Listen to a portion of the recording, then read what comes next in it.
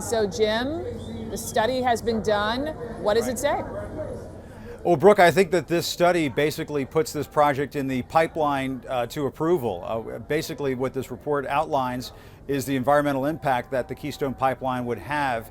And according to this report, and we've been going through it for the last several minutes, it essentially concludes that it would not have a significant impact on greenhouse gas emissions, would not have a significant impact on climate change. And that was sort of the threshold that the president set forward as to whether or not he would want to recommend approving or not approving this project. And so that is a big blow to environmentalists, at least at this point. Now, we should point out there is a 90-day review process that will go on with all the federal agencies looking at this, and they'll have a chance to weigh in on it. And that was essentially the message that White House Press Secretary Jay Carney delivered at the briefing earlier today, that this environmental impact statement from the State Department is not the final word, but certainly one of the last words in this process. Here's what he had to say. I would note that when that document is released, it does not or will not represent a decision, but rather another step in the process.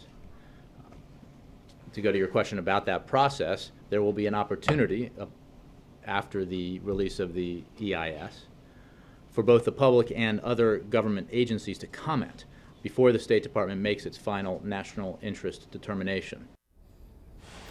And because this project, as you mentioned, Brooke, would take oil from those tar sands production areas up in Alberta, up in Canada, from Alberta down to the Gulf of Mexico, this environmental impact study also says that about 42,000 jobs would be created. That is why Republicans have been talking about this project so much, urging the president to approve it. And here's a quote, a statement from Senator Mitch McConnell, the Senate Minority Leader, that just came out this afternoon. It says, quote, "Mr. President, no more stalling, no more excuses. Please pick up that pen you've been talking so much about and make this happen. Americans need jobs. Americans need these jobs." And so now that this environmental impact statement is out, Brooke, you can rest assured that Republicans will be putting even more pressure on the president now, on this administration, to finally approve this project, Brooke.